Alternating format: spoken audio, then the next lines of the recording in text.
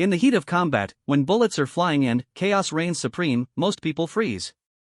Their minds go blank, their hands shake, and survival becomes their only thought. But some people are different. Some people have a fire inside them that burns brighter when everything around them is falling apart. This is the story of Staff Sergeant Maria Rodriguez, a 28-year-old logistics coordinator who never thought she'd see direct combat. She joined the Marines to serve her country and support her family back in Texas, not to become a battlefield legend.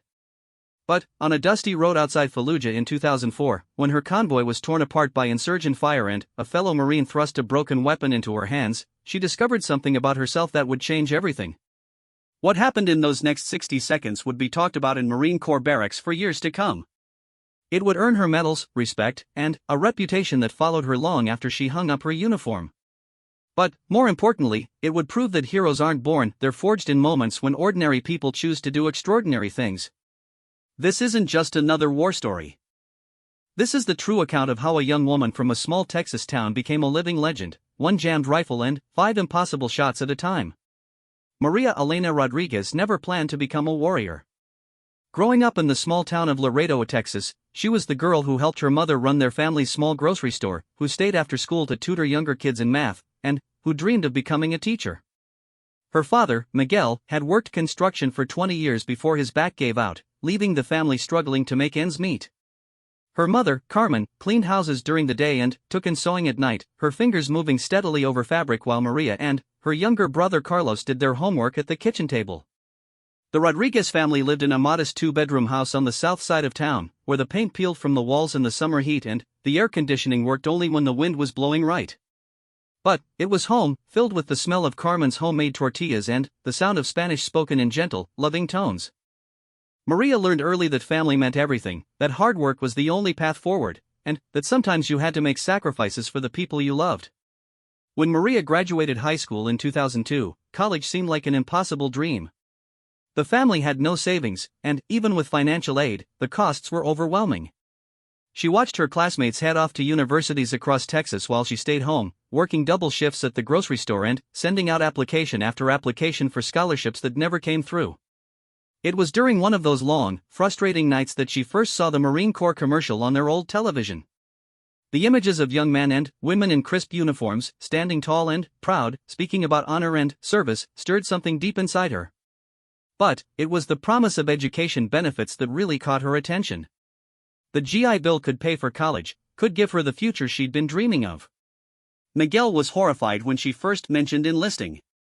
He'd lost cousins in Vietnam and had seen too many young people from their neighborhood come home changed, if they came home at all. Mija, he said, using the tender nickname he'd called her since she was small, there are other ways. We'll find another way. But Maria had made up her mind. She spent weeks researching, visiting the recruiting station, talking to current and former Marines. She learned about the different job specialties, the training programs, the opportunities for advancement. Most importantly, she learned that being a Marine meant being part of something bigger than yourself, part of a brotherhood and sisterhood that would last a lifetime. Carmen cried when Maria finally told her parents about her decision. They were sitting around the kitchen table after dinner, the dishes cleared away, the television murmuring in the background.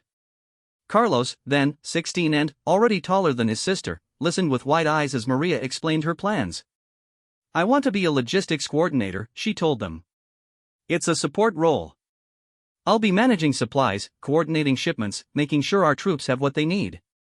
It's important work, but it's safe work. I'll be far from any fighting." The promise of safety was what finally convinced her parents.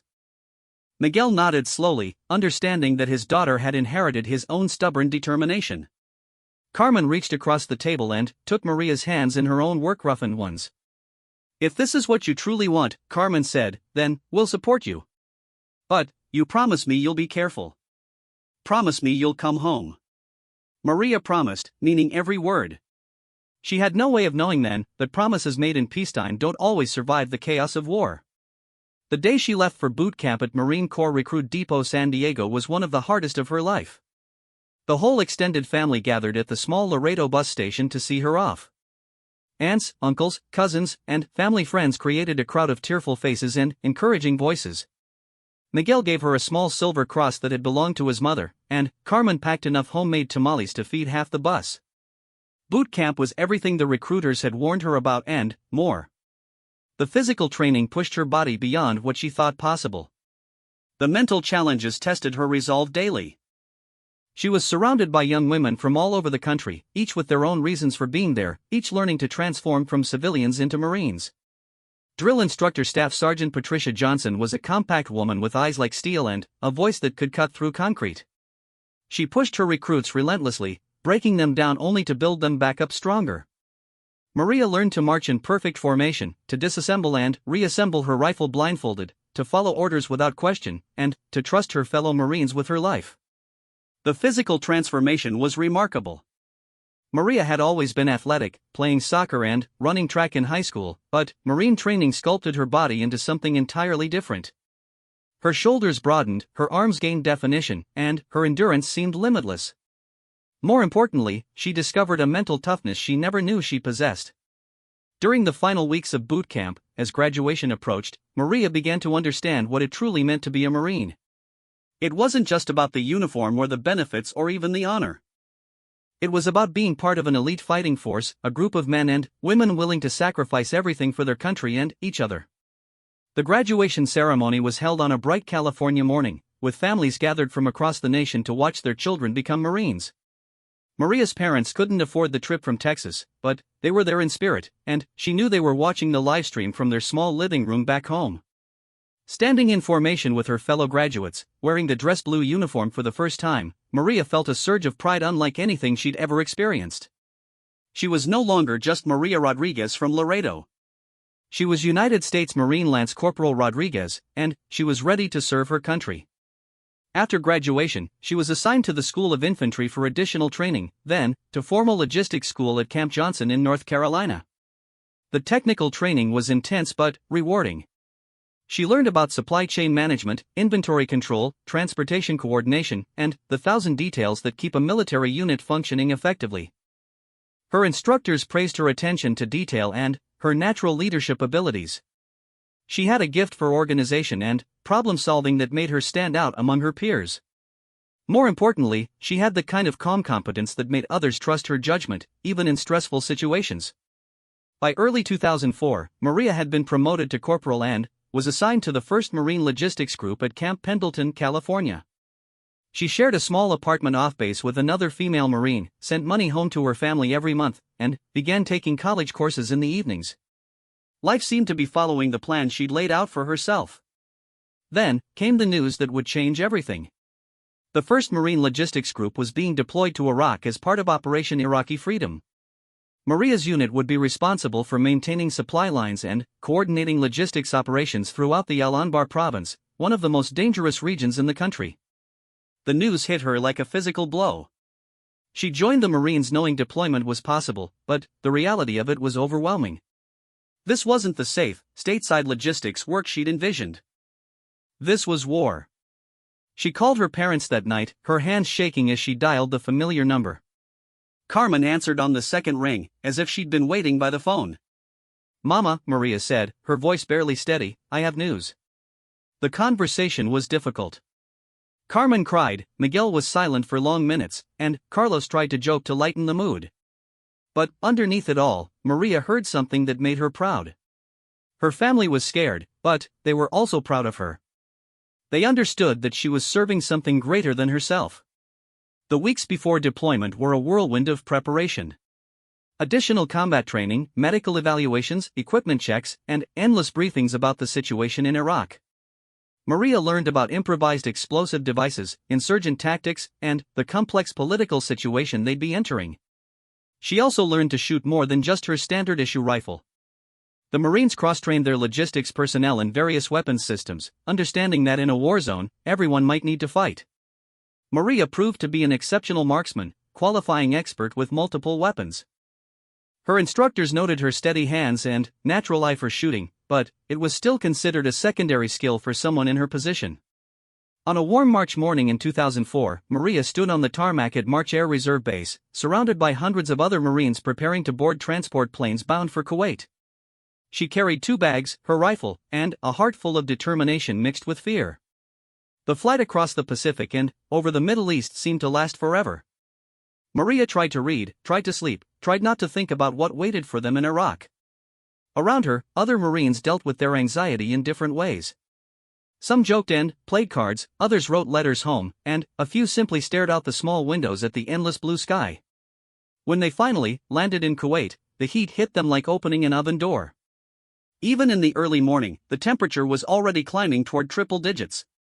The landscape was alien and hostile, nothing like the green hills of Texas or the coastal beauty of California.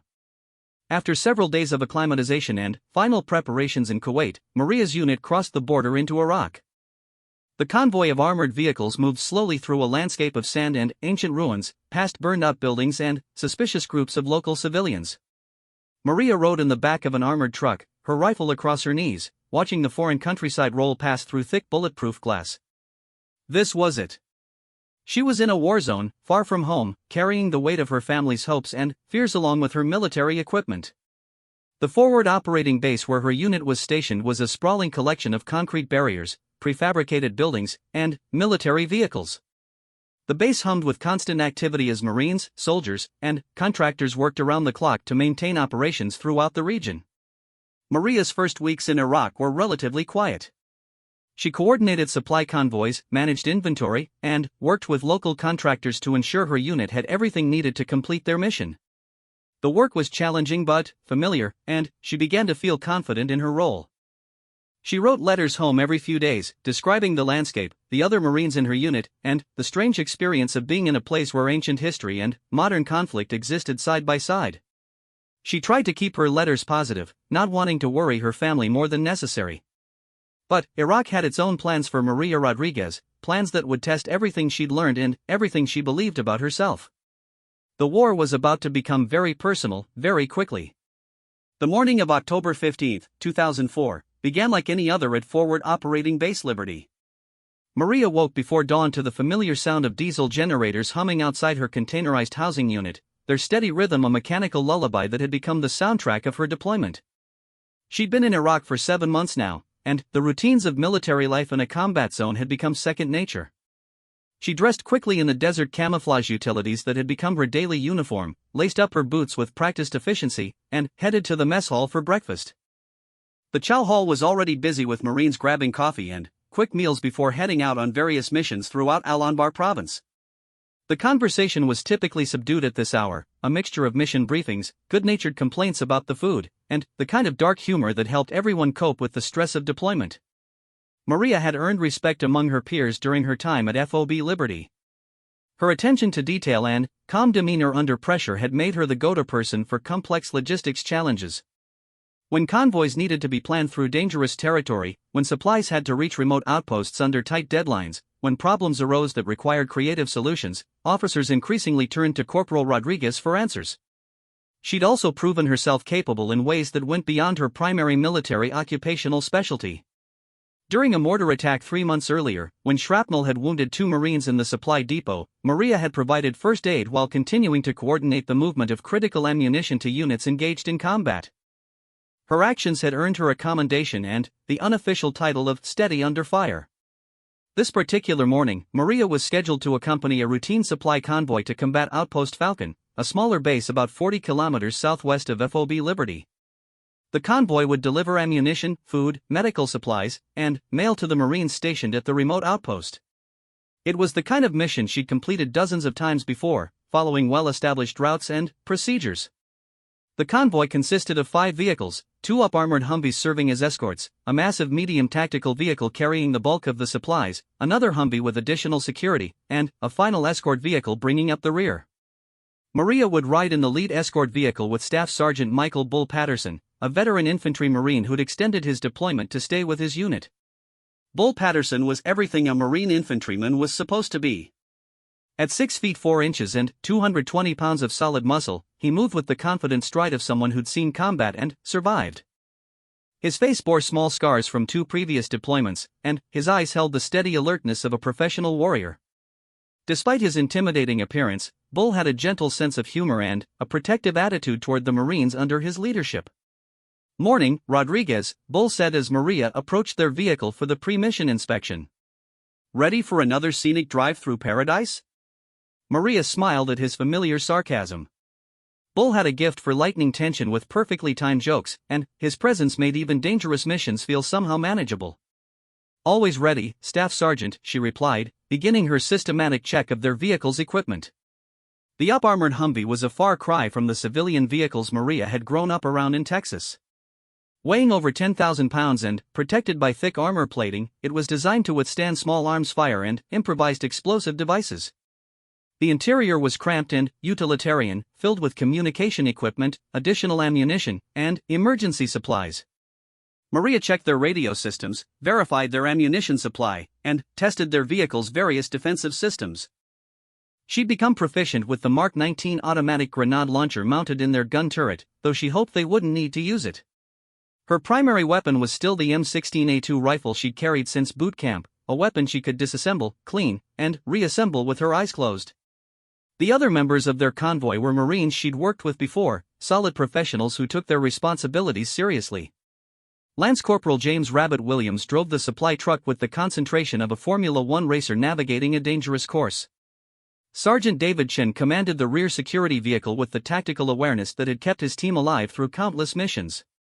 The convoy briefing took place in the Operations Center, a heavily fortified building where officers planned and coordinated military activities throughout their area of responsibility. Major Elizabeth Thompson, the logistics officer overseeing their mission, spread maps across a large table and walked them through their planned route. Intelligence reports indicate normal threat levels along Route Michigan, Major Thompson explained, using a laser pointer to trace their intended path on the detailed map. No specific threats have been identified, but stay alert for suspicious activity. IED activity has been increasing throughout the province, and we've had reports of small arms fire directed at convoys in this general area.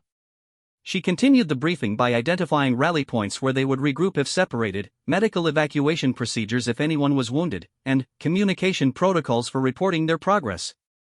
The briefing was thorough but routine, the same type of information they reviewed before every convoy mission. What none of them knew was that their convoy had already been compromised. 3 days earlier, an Iraqi national working as a contractor on the base had observed their mission planning and passed detailed information to an insurgent cell operating in the area. The insurgents knew their route, their timeline, and the composition of their convoy. They were already preparing an elaborate ambush designed to capture or kill every Marine in the convoy. At 0800 hours, the convoy departed FOB Liberty through the heavily fortified main gate. The morning air was crisp and clear, with excellent visibility across the desert landscape. Maria rode in the front passenger seat of the lead vehicle, constantly scanning for threats while monitoring radio communications from units throughout the region. The first part of their journey passed without incident. They traveled along well-maintained roads through areas where American forces maintained a strong presence. Local civilians went about their daily business, children played in dusty yards, and merchants set up stalls in small markets. It was easy to forget, during these peaceful stretches, that they were traveling through a war zone. Maria used the quiet time to think about her family back in Texas. Her last letter from home had included news that her brother Carlos was graduating high school and considering college. Her mother's sewing business was doing well, and her father had found work with a construction company that offered health insurance. The financial pressure that had driven Maria to join the Marines was easing, and she was proud that her service was helping to improve her family's situation. She also thought about her plans after deployment.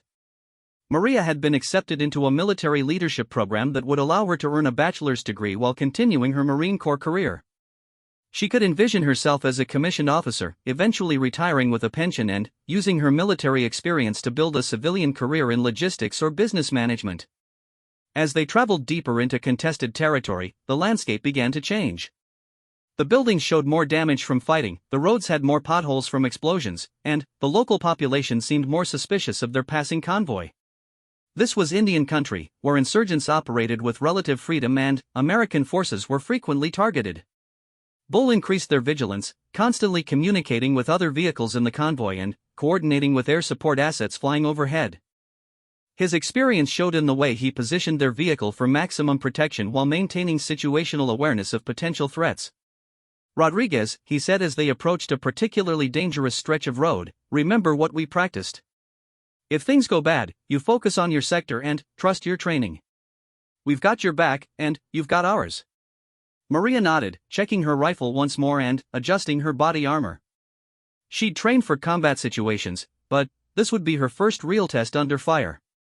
Part of her was nervous, but a larger part felt ready. She'd been preparing for this possibility since the day she'd raised her right hand and taken the oath to defend the Constitution. The convoy passed through several small villages where the reception was decidedly cool. Groups of military-age males watched them pass with expressions that could have been curiosity or hostility.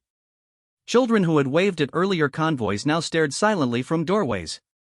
The atmosphere was tense, like the moments before a thunderstorm when the air becomes electrically charged. At 1130 hours, they approached the area where their route would take them through a narrow pass between two low hills. Intelligence had identified this location as a potential ambush site in previous briefings, but recent patrols had found no evidence of insurgent activity. The decision had been made to continue using this route because alternate paths would add hours to their travel time and expose them to different risks. Maria studied the terrain through her weapon sight, noting the numerous positions where enemies could conceal themselves. The hills were covered with rocks, scrub brush, and ancient stone walls that would provide excellent cover for attackers. But the area appeared deserted, showing no signs of recent activity.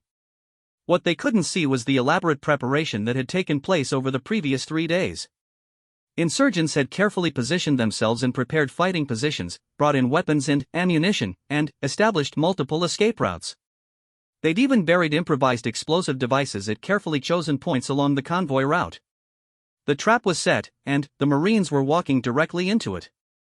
As their convoy entered the narrow pass, Maria felt a slight increase in tension but saw no immediate threats. The road surface looked normal, the surrounding terrain appeared empty, and their radio communications continued normally with higher headquarters. Bull was scanning the hillsides through binoculars when he suddenly stiffened.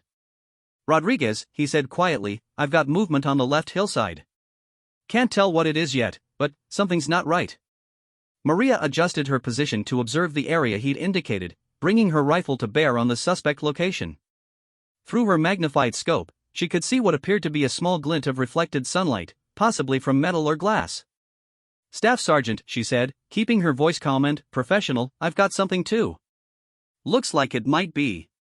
The world exploded around them before she could finish the sentence. The improvised explosive device detonated with the force of 155 mm artillery shell, sending a column of dirt, smoke, and shrapnel 50 feet into the air. The blast wave hit Maria like an invisible fist, throwing her against the armored door of their Humvee and filling her ears with a high-pitched ringing that seemed to come from inside her skull. Their vehicle lurched sideways as the driver fought to maintain control on the damaged road. Maria's vision blurred for a moment, and she tasted blood in her mouth where she'd bitten her tongue. But her training kicked in immediately. Even as the echoes of the explosion were still bouncing off the hillsides, she was checking her equipment and scanning for threats. "IED! IED!" Bull shouted into his radio, his voice cutting through the chaos as he reported their situation to higher headquarters. "Convoy Bravo 7 taking effective fire. We need immediate support." The first explosion had been just the beginning. As Maria shook off the effects of the blast and brought her rifle to her shoulder, muzzle flashes erupted from concealed positions throughout the hills surrounding their convoy. The distinctive crack of AK-47 rifle fire filled the air, accompanied by the deeper boom of rocket-propelled grenades and the sustained chatter of machine guns. The insurgents had chosen their ambush site perfectly. The narrow pass channeled the convoy into a killing zone with no escape routes and limited cover. High ground on both sides gave the attackers superior firing positions and multiple angles of attack. It was a textbook ambush, planned and executed by people who understood small unit tactics and had intimate knowledge of the terrain. Maria could see muzzle flashes winking from at least a dozen different positions. The insurgents had concealed themselves behind rocks, in small caves, and among the ruins of ancient stone structures that dotted the hillsides. They were firing with disciplined precision, concentrating their fire on the convoy's vehicles while using the terrain to mask their exact positions. "Rodriguez!" Bull yelled over the noise of incoming fire, "Take the left hillside." "I've got the right." Maria swung her rifle toward the target-rich environment on their left flank, quickly identifying priority threats and engaging them with rapid, accurate fire. Her first shots took down an insurgent who was preparing to fire a rocket-propelled grenade at their supply truck. Her second burst caught a machine gunner who was raking the convoy with sustained automatic fire. The battle was intense and immediate. There was no time to think, no opportunity to be afraid, only the immediate need to identify threats and eliminate them before they could kill her fellow Marines. Maria's training took over completely, her body moving through the familiar motions of combat while her mind processed threats and solutions with crystal clarity. She could hear Bull engaging targets on the right side of their vehicle, his rifle firing in controlled bursts as he worked to suppress enemy fire from that direction. Behind them, the other vehicles in the convoy were also returning fire, their weapons creating a crescendo of noise that echoed off the surrounding hills.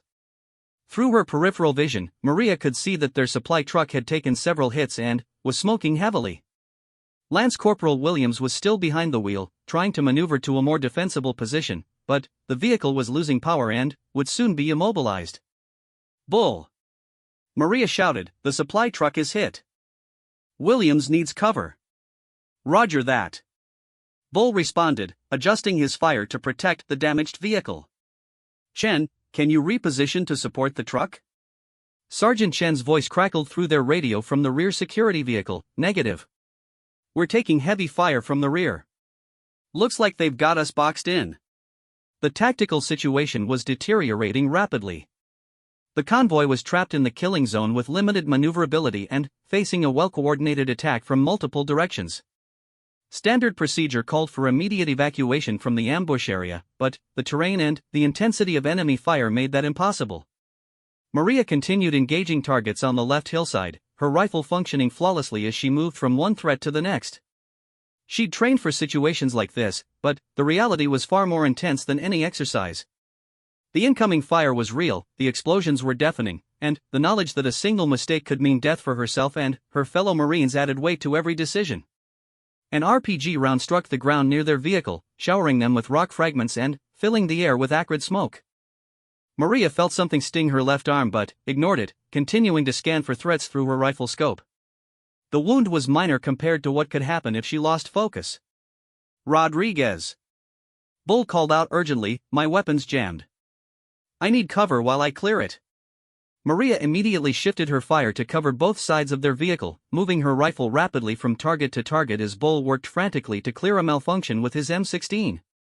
This was the nightmare scenario every Marine trained for but hoped never to face, a weapon malfunction during intense combat. The increased volume of fire directed at their position was overwhelming. Maria could hear bullets striking their armored vehicle with metallic impacts that sounded like hail on a tin roof. She could see dust and sparks flying as rounds struck the rocks around them. The insurgents had recognized that one of their primary targets was having weapon problems and were concentrating their fire accordingly. Come on," Bull muttered as he worked to clear the jam in his rifle. A piece of brass casing had become lodged in the chamber, and the standard immediate action procedures weren't working. He would need several more seconds to resolve the problem. Maria knew she couldn't maintain effective fire on all the enemy positions by herself. There were simply too many threats coming from too many different directions. She was already running low on ammunition and would need to reload soon, which would leave Bull completely exposed during his most vulnerable moment. That's when she saw movement to their immediate left front. 3 insurgents were moving down the hillside toward their position, using the cover of smoke and rocks to approach within grenade range. If they got close enough to throw grenades into their vehicle, the results would be catastrophic.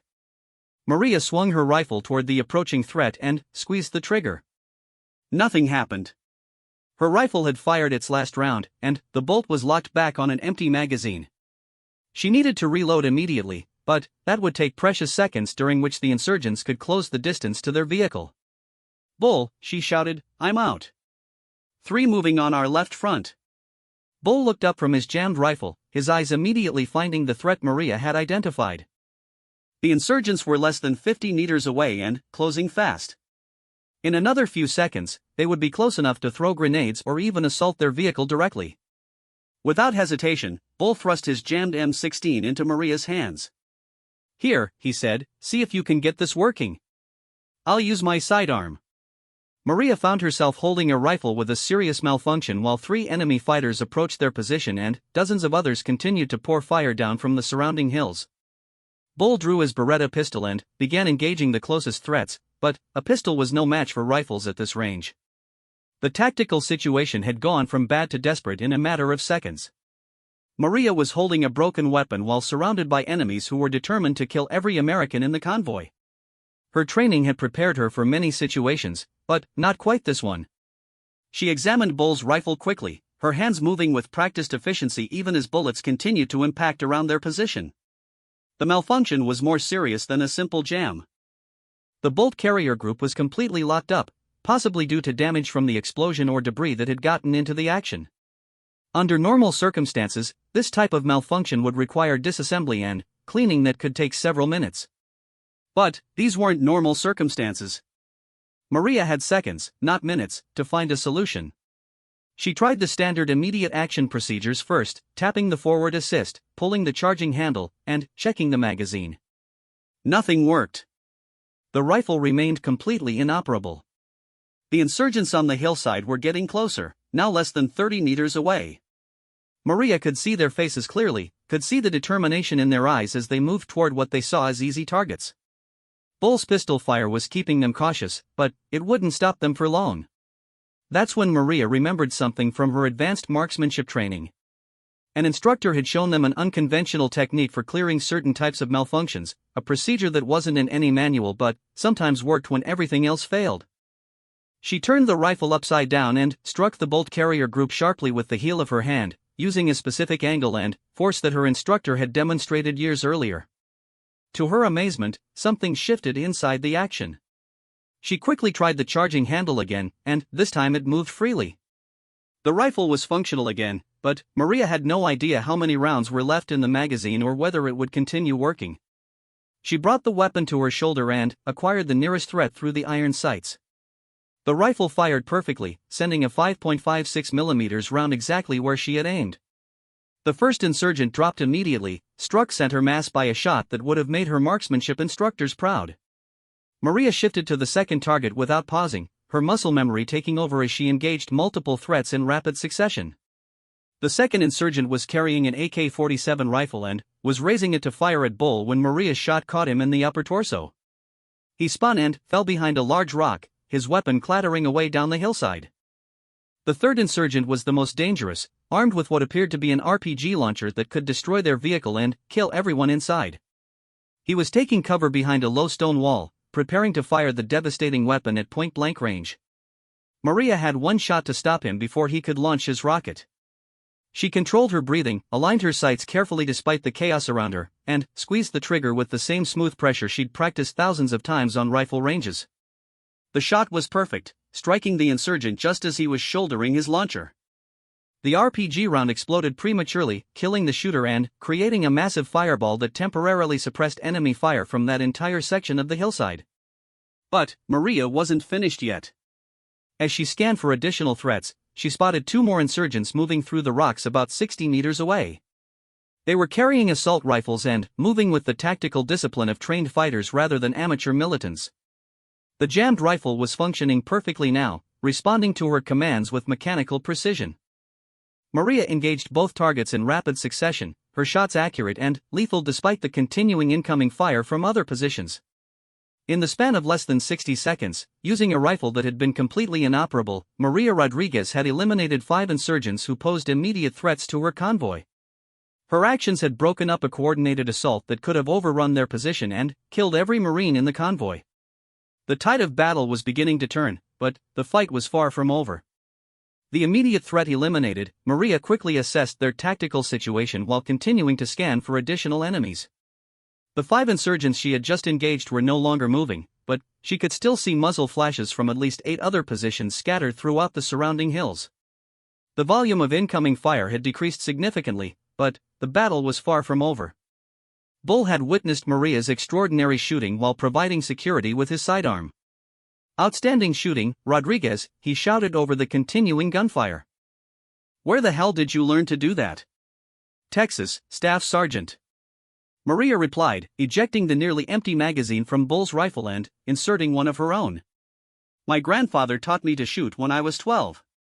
What Maria didn't mention was that her grandfather, Roberto Rodriguez, had been a legendary marksman in his younger days. He'd served in the Korean War as a Marine sniper and had spent countless hours teaching his granddaughter the fundamentals of marksmanship on their family's small ranch outside Laredo. Those childhood lessons, combined with her Marine Corps training, had created skills that were now saving lives in the Iraqi desert. The tactical situation was still desperate but improving. Maria's elimination of the 5 insurgents who had been flanking their position had relieved the immediate pressure on their vehicle and given the rest of the convoy breathing room to maneuver and return effective fire. Through her radio, Maria could hear Bull coordinating with the other vehicles. Bravo 7-2, what's your status? Lance Corporal Williams responded from the damaged supply truck. Engines hit, but we're still mobile for now. Taking heavy fire from the eastern ridge. Bravo 7-4, report, Bull continued. Sergeant Shen's voice was calm despite the chaos around his position. We've got 3 wounded but still in the fight. Need immediate medical evacuation for 1 urgent casualty. The mention of wounded Marines added urgency to an already critical situation. They needed to break out of the ambush and reach a position where a medical evacuation helicopter could safely land. But the insurgents still controlled the high ground and maintained effective fire on all possible escape routes. Maria studied the terrain through her rifle scope, looking for weaknesses in the enemy positions that her convoy could exploit. Her enhanced perspective from successfully engaging multiple targets gave her a better understanding of how the insurgents were positioned and how they were coordinating their fire. Bull, she said, I think I can see their command position.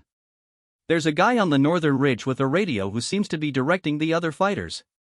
If we can take him out, it might disrupt their coordination. Bull followed her gaze and spotted the target she'd identified. That's a long shot, Rodriguez. Must be 300 meters, and he's behind good cover. Maria had already calculated the range and wind conditions. The target was partially concealed behind a large boulder, but she could see enough of his torso to make an accurate shot. The distance was challenging but well within her capabilities. I can make the shot, she said with quiet confidence. But I'll need covering fire to keep the other positions suppressed while I take the time to aim properly. Bull immediately coordinated with the other vehicles to provide the covering fire Maria needed. All Bravo 7 vehicles, this is Bravo 7-1. Concentrate fire on the eastern ridge for 30 seconds. Rodriguez is going to engage a high-value target. The response was immediate and overwhelming.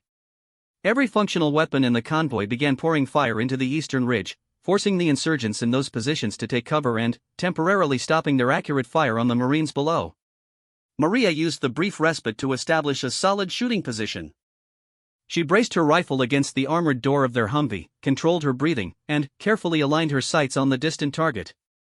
The insurgent commander was speaking into a handheld radio, apparently trying to coordinate a renewed assault on the convoy. The fundamentals of marksmanship that her grandfather had taught her came flooding back: sight alignment, sight picture, breathing, trigger control. Maria inhaled deeply, let half her breath out, and began the smooth trigger squeeze that would send a 5.56 mm round across 300 meters of hostile territory. The rifle fired perfectly, the shot breaking exactly when Maria intended. Through her scope, she watched the insurgent commander suddenly drop his radio and slump behind the boulder. The shot had been perfect, eliminating a key enemy leader at a critical moment in the battle. The effect was immediate and dramatic. Without their commander's coordination, the insurgent fire became noticeably less organized. Some positions stopped firing entirely, while others began shooting wildly without proper target selection. The disciplined ambush was beginning to unravel. Bull was already exploiting the opportunity Maria had created. All vehicles, this is Bravo 7-1. Execute breakout maneuver Delta. We're moving to Rally Point 3 in 30 seconds.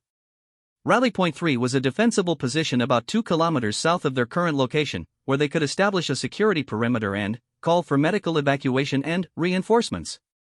But reaching it would require driving through a gauntlet of remaining insurgent positions. The convoy began moving immediately, with Maria's vehicle taking the lead through the dangerous terrain. She continued engaging targets as they moved, her rifle functioning flawlessly despite the earlier malfunction. Every shot was carefully aimed and deliberate, designed to suppress specific threats rather than simply provide covering fire. As they drove through the narrow pass, Maria spotted an insurgent preparing to fire an RPG at their supply truck from a concealed position among the rocks. She had only seconds to engage before the rocket could be fired at the vulnerable vehicle carrying Lance Corporal Williams and his wounded Marines. The target was partially concealed and moving, making it an extremely difficult shot from a moving vehicle. But Maria had developed an almost supernatural ability to compensate for these factors, her mind automatically calculating lead angles and movement predictions. She fired 3 rapid shots, her rifle recoiling against her shoulder as the bullets crossed the distance to their target. The first shot missed narrowly, chipping rock near the insurgent's position. The second shot struck him in the shoulder, spinning him around but not dropping him completely. The third shot finished the engagement, eliminating the threat just as he was raising the RPG launcher. The convoy continued its fighting withdrawal, with Maria and the other Marines providing overlapping fields of fire that kept the remaining insurgents suppressed and prevented them from mounting any coordinated counterattacks. The combination of superior training, better equipment, and Maria's exceptional marksmanship was beginning to tell. By the time they reached Rally Point 3, the sounds of battle were fading behind them. The insurgents had apparently decided that continuing the engagement was too costly and had broken contact. The ambush that had seemed certain to destroy the entire convoy had been defeated by superior tactics and individual acts of heroism. Rally Point 3 was a small hilltop with good visibility in all directions and enough flat ground for a helicopter to land safely. Bull immediately established a defensive perimeter while calling for medical evacuation and additional support. Maria took a position covering the most likely avenue of approach and continued scanning for threats. The adrenaline that had sustained her through the battle was beginning to wear off, replaced by a bone-deep exhaustion that made her hands shake slightly as she gripped her rifle. She was becoming aware of minor wounds she'd suffered during the fight, the cut on her arm from rock fragments, various bruises from being thrown around inside their vehicle, and a ringing in her ears that would last for days. But, more than the physical effects, Maria was processing the psychological impact of what had just happened.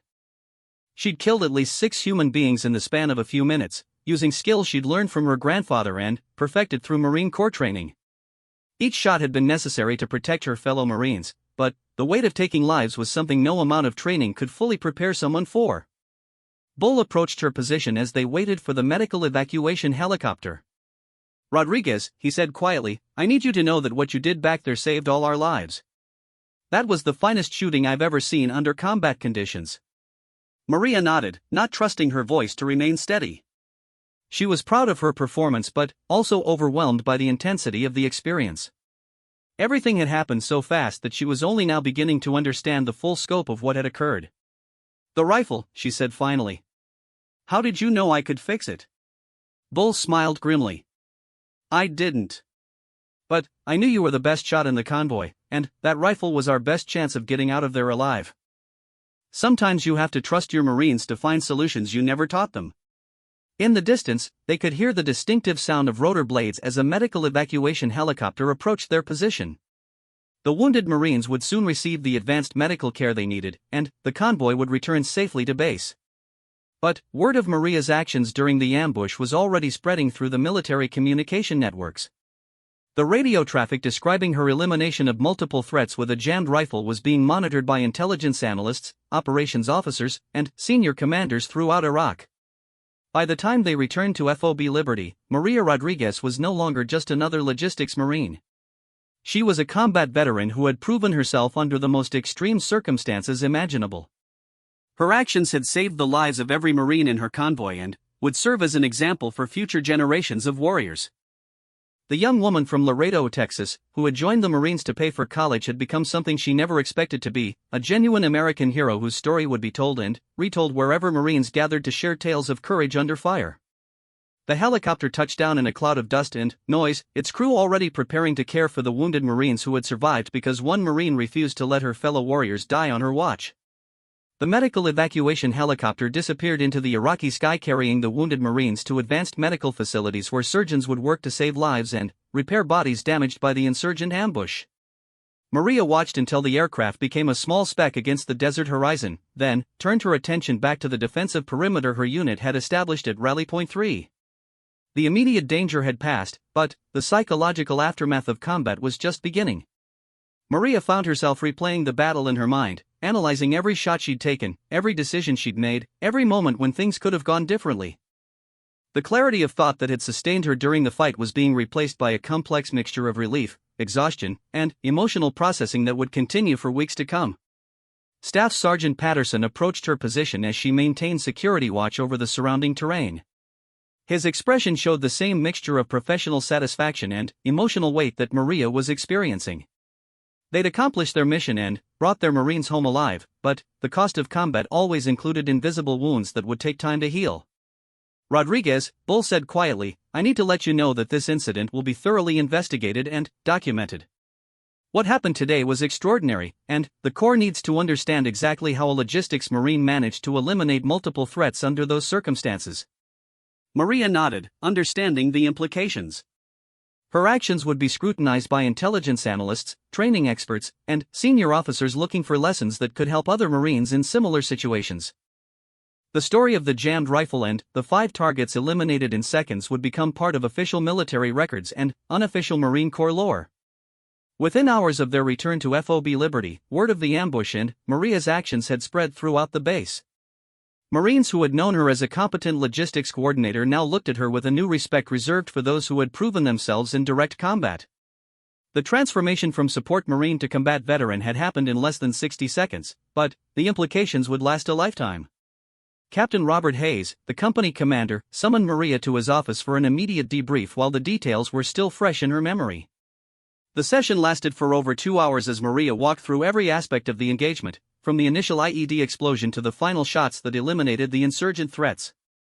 Corporal Rodriguez, Captain Hayes said after completing the formal interview, I want you to understand that what you accomplished today was far beyond what we expect from Marines in your military occupational specialty. Your actions under fire saved the lives of every Marine in that convoy. The formal investigation that followed would take weeks to complete, involving testimony from every survivor, analysis of radio communications, examination of weapons and equipment, and detailed reconstruction of the tactical situation. But the essential facts were undeniable. Maria Rodriguez had used exceptional marksmanship skills to eliminate multiple enemy combatants while operating a weapon that had been malfunctioning under extreme combat conditions. The first recognition came from within her own unit. Bull Patterson recommended Maria for the Bronze Star Medal with Combat V device, citing her extraordinary heroism and superior marksmanship under enemy fire. The recommendation worked its way up through the chain of command, gathering endorsements from officers who recognized that Maria's actions represented the highest traditions of Marine Corps service. But the formal recognition was only part of the story. Word of the ambush and Maria's response spread through informal military networks, carried by Marines rotating between units, shared in emails home, and discussed in mess halls throughout Iraq.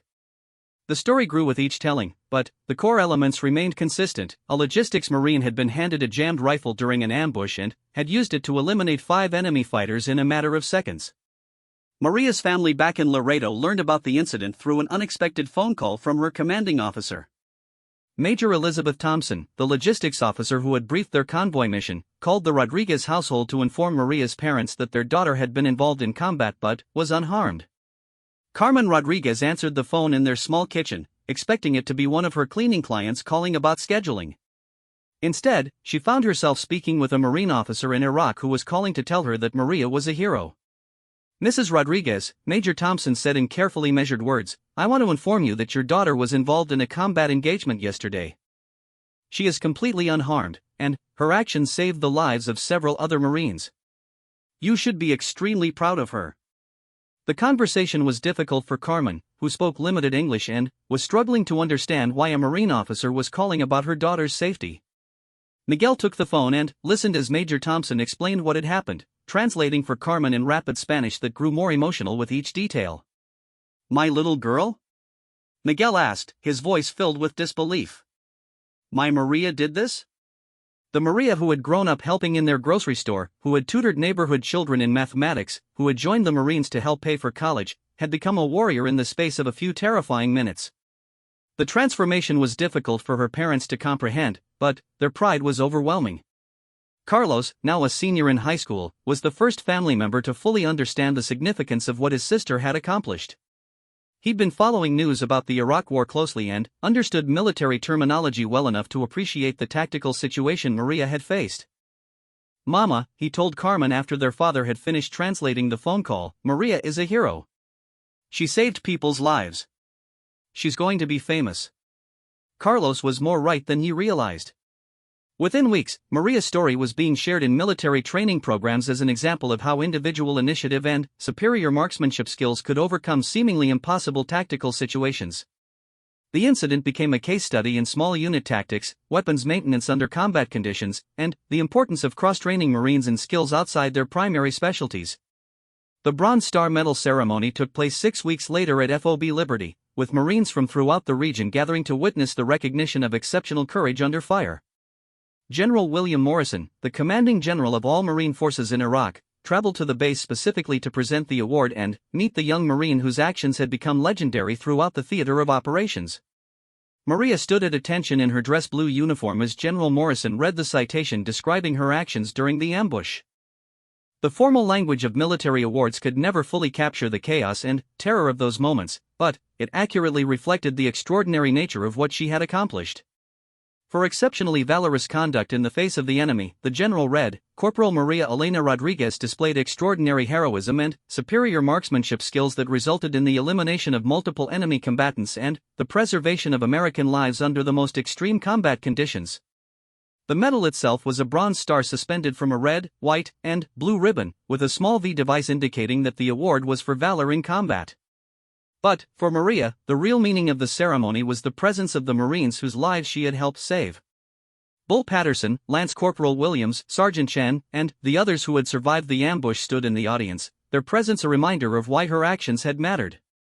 After the ceremony, General Morrison spoke privately with Maria about her future plans and the impact her actions had already made on Marine Corps training and doctrine. Corporal Rodriguez, he said, you've shown that exceptional individuals can overcome any obstacle when they apply superior skills and unwavering determination. The Corps needs Marines like you in leadership positions. The conversation led to opportunities that Maria had never imagined when she first enlisted. She was offered immediate acceptance into officer candidate school, with the promise of advanced training in military leadership and the chance to help develop new training programs based on her combat experience. But, first, she had to complete her deployment and return home to process everything that had happened. The remaining months in Iraq passed without major incident, but Maria's status as a combat veteran and decorated hero changed how other Marines related to her. She was no longer just another logistics coordinator, she was someone who had proven herself under fire and earned the respect that came with combat experience. The day finally came when Maria's unit boarded transport aircraft for the long journey home. As she looked down at the Iraqi landscape disappearing beneath the clouds, she reflected on how much she had changed since arriving in the country 8 months earlier. She'd come as a young Marine looking to serve her country and help her family. She was returning as a decorated combat veteran whose story would inspire future generations of warriors. The homecoming ceremony at Camp Pendleton was emotional and overwhelming. Hundreds of family members gathered to welcome their Marines home from deployment, and Maria was surprised to see not just her immediate family but dozens of relatives and friends from Laredo who had made the trip to California to honor her service. Carmen Rodriguez had never traveled outside of Texas before this trip, but nothing could have kept her from being present when her daughter returned home from war. She wore her best dress and carried a small American flag as she waited with tears in her eyes for her first glimpse of Maria in military uniform. When Maria finally appeared in formation with her unit, marching in perfect step across the parade field, Carmen's emotions overwhelmed her completely. This confident young woman in the crisp uniform was her little girl who had grown up to become a genuine American hero. The reunion was intensely personal and deeply moving. Maria hugged her parents, her brother, and the extended family members who had supported her throughout her journey. But she also understood that her story was no longer just about her personal achievement. It had become part of something larger, a testament to the courage and capability of the men and women who serve in America's military. In the years that followed, Maria would complete officer candidate school and serve as a Marine officer for another 8 years before retiring to pursue civilian opportunities. She would use her combat experience and military training to build a successful career in corporate logistics and eventually return to school to earn the college degree that had originally motivated her to enlist. But, wherever her life took her, she would always be known as the Marine who was handed a jammed rifle in an ambush and used it to eliminate 5 enemy targets in seconds.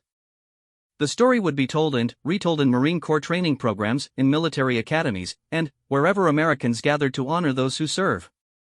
Maria Elena Rodriguez had joined the Marines as a young woman seeking opportunity and adventure. She had become something far more important, a symbol of the courage, skill, and determination that define America's finest warriors.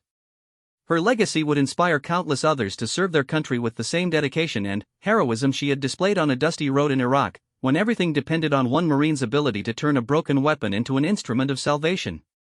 The little girl from Laredo who had learned to shoot on her grandfather's ranch had become a Marine Corps legend, proving that heroes can emerge from the most unexpected places when circumstances demand extraordinary courage and skill.